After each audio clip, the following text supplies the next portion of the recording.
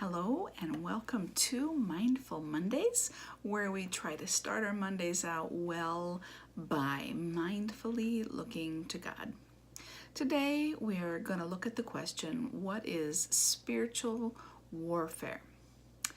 Spiritual warfare is about the idea that forces for good, such as God's forces, are battling against forces for evil, or that would be Satan's forces. This acknowledges that we as human beings are being bothered and pressured and tricked into choices and actions that are harmful to ourselves and to others. And that's happening, the pressuring is happening not from human beings, the bothering and the pressuring and the tricking, but from other forces that are not human beings, spiritual agents of Satan. Also included in the idea of spiritual warfare is the idea that angels from God are battling on our behalf around us that we can't see. There are a lot of examples of spiritual warfare in the Bible. Way too many to touch on in a 5 to 10 minute Monday morning segment. One of my favorites from the Old Testament is in 2 Kings chapter 6, when the king of Aram sends troops to seize Elijah, who's in Dothan, and he has a young man with him who kind of freaks out. He looks out and sees all across the hillside they are completely surrounded by men and chariots and horses who are coming to seize Elisha.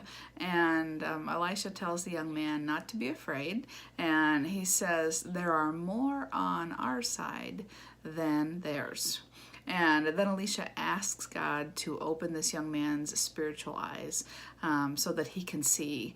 And he looks out and he sees on that same hillside surrounding them that it is filled with horses and chariots of fire. So I suppose that's angels, huh? So that's a fun image.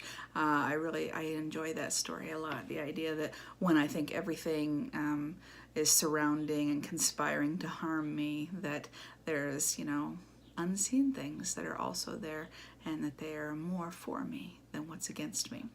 So that's fun.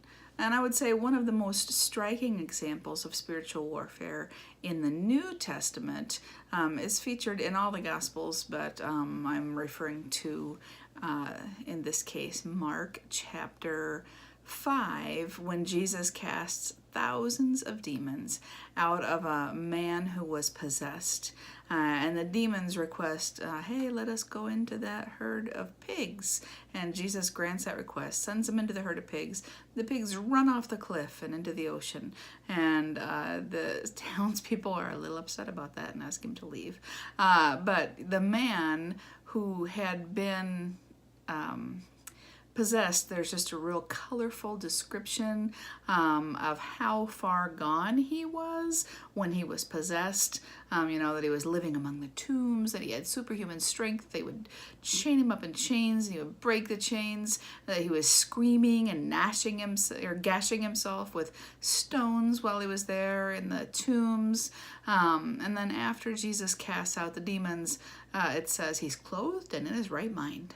So that's a pretty neat and very vivid description of spiritual warfare in the New Testament.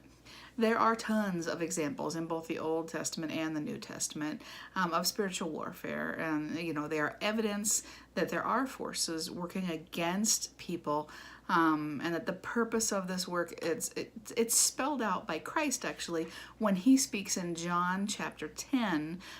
He speaks about himself as the good shepherd, and he compares himself to more evil forces that are working against people. So Satan's agents, he calls them the thief. That's what he calls those forces.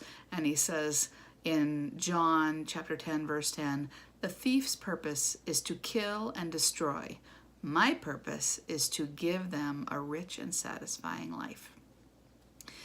For myself, I have found that I encounter the most direct spiritual warfare when I put myself out there in a ministry kind of way, when I'm wholeheartedly determined to serve others in a way that points others to Christ, then that's when I meet a kind of a resistance that seems to be not so much from other people as from some unseen force that does not want me to do good. And some of the things, that I've encountered is everything from like a flat tire when I need to get to a meeting around this ministry, to, sudden unexpected illness, to problematic interactions with folks who are usually very easy to get along with. It's happened to me now reliably enough that I factor it in when I'm preparing to jump into some more intense ministry opportunity. I don't think, should I do it or should I not? I think I need to enter into this watchfully. I need to tend to my relationship with God more conscientiously during this passage.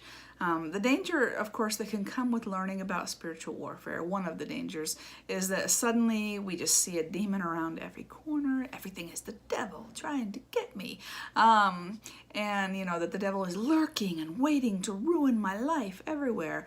And we can blame Satan, for our own bad intentions or other people's bad intentions, or even just carelessness, sloppy ways of taking care of things. Suddenly, Satan is against me, when it's just people just being sloppy and stupid as we are.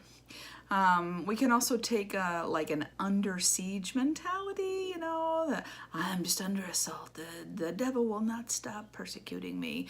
And we can start to class other human beings as being like, oh, these people are on the good side and these people are on the bad side, when realistically most people basically have good intentions. They're basically doing the best they know how to do. They're operating from their best understanding, even when they're falling short. So it's a danger when we think about spiritual warfare that we start to demonize people. So not a good trend. So there's a balance to be struck between dismissing all that talk of evil forces outside us as, that's imaginary, there's no such thing, and, seeing a demon around every corner. Scripture verifies that we are in a battle on that front. We look at 2 Corinthians chapter 10, verses 3 through 5. It says, "We are human, but we don't wage war as humans do. We use God's mighty weapons, not worldly weapons, to knock down the strongholds of human reasoning and to destroy false arguments. We destroy every proud obstacle that keeps people from knowing God. We capture their rebellious thoughts and teach them to obey Christ." So there's an example of that battle. One of the other dangers that we can encounter when we start to think about and learn about spiritual warfare is that we can develop the very wrong idea that God and Satan are two equal beings locked in, the ultimate battle for power and might. And Scripture really clearly indicates otherwise, clearly indicates, that the devil is under God, is, subject to God, can't do what God won't let the devil do. And we just scare ourselves when we give the enemy more power than he has. We give him big giant space in our head and our attention. We just scare ourselves, we just mess ourselves up. And so you have to be careful there. Satan is a very tough opponent for us little human beings, but not for God, not at all. This is an enormous topic. I can't do it justice in our little Monday morning segment. I'm just hitting on some highlights today, and the challenge that I would offer for this week is that you look up what our spiritual armor looks like according to Scripture, and that is in the book of Ephesians, chapter 6, verses 11 through 17. It's interesting, and as you look at it, you will see that it's really God who's in charge of all that battle. That's the place we have to rest. It's the position from which we have to approach the battle. Yeah, I'm fighting, but all the tools, all the power, all the understanding, all the strategy, all that stuff is from God, not from us. And we don't have to figure out a way to produce it on our own from our own strength. So that's good news for your Monday. Have a great week, and I will see you next time.